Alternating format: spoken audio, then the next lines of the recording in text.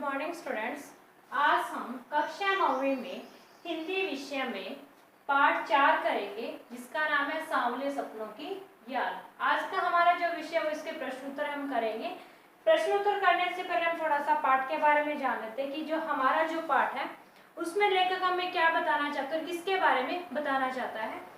जो लेखक है जाबिर हुसैन, जो हमारा चौथा पाठ है सांवले सपनों की याद, वो जाबिर हुसैन ने लिखा है और ये जो सालिम अली उसकी याद में लिखा गया संस्मरणात्मक ये हमारा एक पाठ है जो किसी की याद में लिखा जाता है। तो यहाँ पे जो सालिम अली है वो कौन है, वो कैसे हैं, वो क्या करते थे, उसके बारे में जानने के लिए आप हमारे साथ आखिर तक बने रहिए।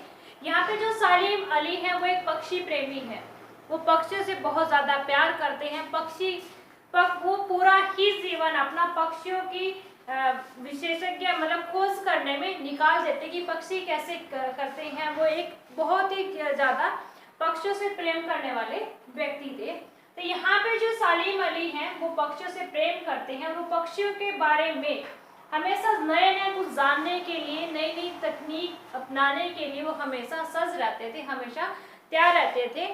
और जो सालिम अली थे वो पक्षियों से इतना प्यार करते थे कि वो एक बार जो प्रधानमंत्री थे चौधरी चरण सिंह, उनसे मिलने भी वो गए, क्योंकि वहां उसको लगता था कि अगर रेगिस्तान से तेज हवाएं आई, रेगिस्तानी जो हवाएं आई, उनके आने से जो मिट्टी आएगी उड़कर, उससे कहीं ना कहीं जो पक्षी है उनका जीवन खतरे में हो सकता है। तो उसी के लिए वो चौधरी चरण सिंह के पास गए और उन्होंने जैसे ही चौधरी चरण सिंह को ये सब बातें बताई तो जो चौधरी चरण सिंह थे प्रधानमंत्री, उनकी आंखों में भी क्या आंसू आ जाते कि कोई व्यक्ति अपने बारे में इतना नहीं सोचता जितना कि पक्षियों के बारे में सोच रहा है।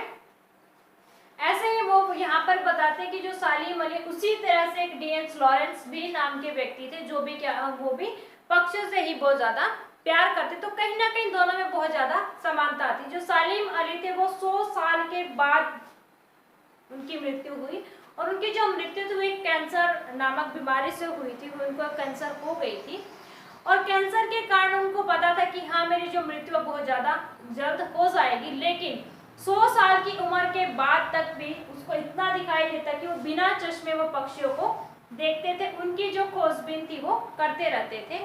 तो ये आज का हमारा जो पाठ है इसी के आधार पर है कि जो सालिम अली थे उन्होंने अपने जीवन में कैसे पक्षियों के बारे में खोजबीन की, किस तरीके से वो पक्षियों के बारे में सोचते थे।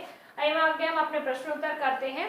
हमारा जो पहला प्रश्न है वो क्या है, किस घटना ने सालिम अली के जीवन की दिशा को बदल दिया और उन्हें पक्षी प्रेमी बना दिया। कि जो लेखक है जाबिर हुसैन वो हमसे एक प्रश्न पूछ रहे हैं कि ऐसी कौन सी घटना थी जिससे सालिम अली का जीवन ही बदल गया और जीवन बदलने के बाद ऐसा क्या हुआ जिससे वह पक्षियों से बहुत ज्यादा प्यार करने लगे। आइए इसका उत्तर करते हैं।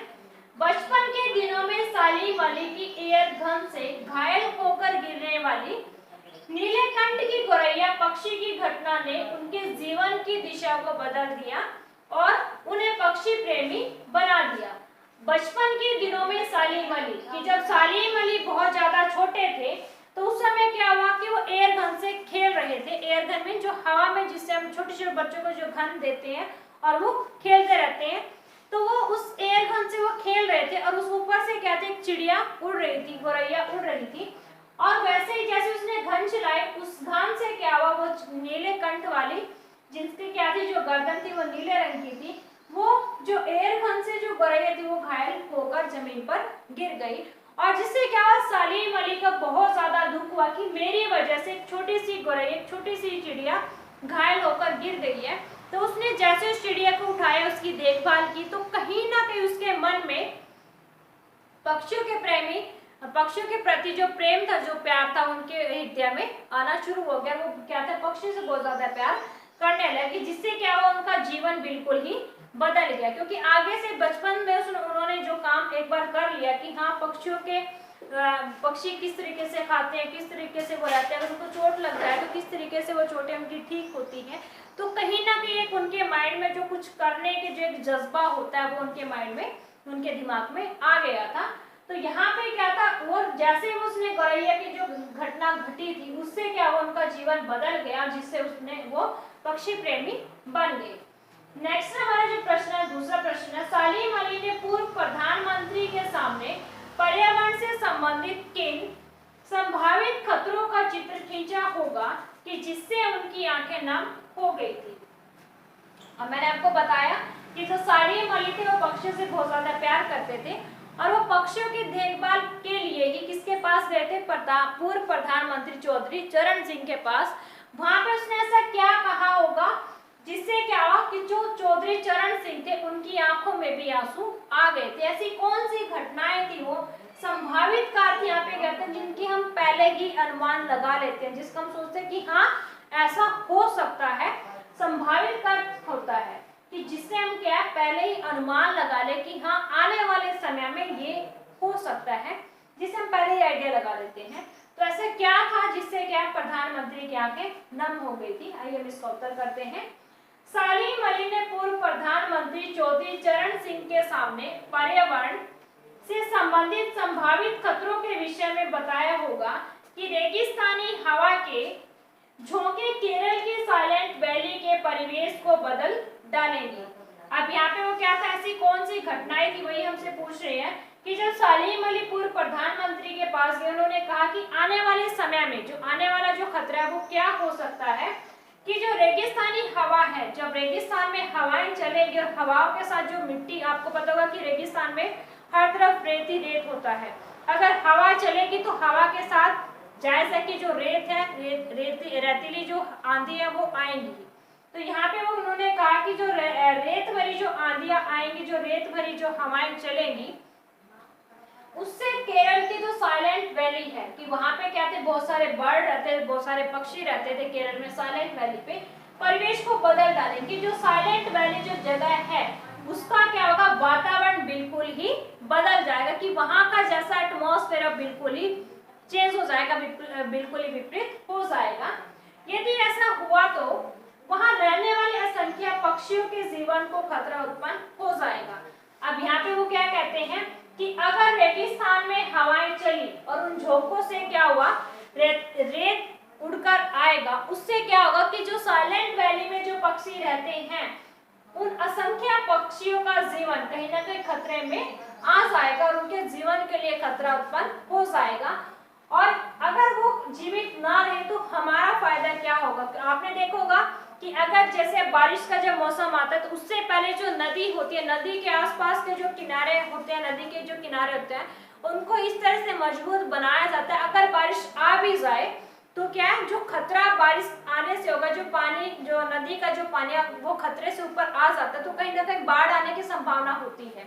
तो उस आने वाले खतरे को पहले ही वो क्या करते हैं, रोकने की कोशिश करते हैं कि अगर बारिश ज्यादा हो भी गई तो कहीं ना कहीं जो बारिश का जो पानी उससे हमें कोई खतरा ना हो। ठीक उसी प्रकार ही यहाँ पे जो है, जो सालीम अली वो भी आने वाले खतरे को पहले ही भांप चुके हैं और उसने जो चौधरी चरण सिंह है उससे वो मिलने के लिए गए हैं।